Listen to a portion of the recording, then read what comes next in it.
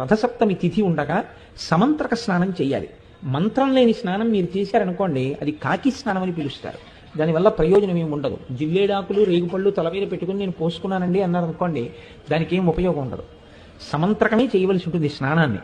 దాన్ని మంత్రస్వరూపాన్ని ఏం చేస్తారంటే అందరికీ అందుబాటులోకి తీసుకురావడం కోసం మంత్రం అంటే అంగన్యాస కరన్యాసాలు ఉండాలి, ఒక ఉపదేశం ఉండాలి. ఇవన్నీ మళ్ళీ అందరికీ ఎలా అందుబాటులోకి వస్తాయి? మళ్ళీ అందరూ దీని ఫలితాన్ని ఎలా పొందుతారు? ఇప్పుడు ఆ మంత్రాన్ని శ్లోక రూపం చేస్తారు, అంటే ఇంకా అనుగ్రహిస్తారు. ఇప్పుడు మీరు ఆ శ్లోకం చెప్పిన తరువాత రేగుపళ్ళు జిల్లేడు పళ్ళు తల మీద పెట్టుకుని అప్పుడు నీళ్లు పోసుకుంటే అవి జారి కింద పడిపోతాయి. అలా పడిపోయాయి అనుకోండి, 7 జన్మల క్రితం చేసినటువంటి పాపాలని ఆ స్నానంతో తీసేస్తారు. అది ఎప్పుడు ఉంటుంది అంటే ఒక్క రథసప్తమి నాడు మాత్రమే ఇస్తారు.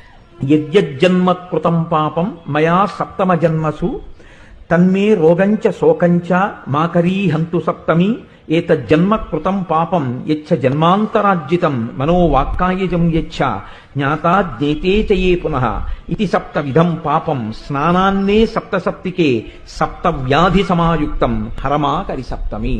7 జన్మలలో 7 రకాలుగా చేసినటువంటి పాపముల వలన నేను పొందబోతున్నటువంటి 7 రకములైన భయంకర వ్యాధులు ఏ ఉన్నాయో వాటితో సహా ఓ సప్తమి, నేను ఈ రోజు ఉదయం చేస్తున్నటువంటి ఈ స్నానము చేత ఆ దురితము తొలగుగాక.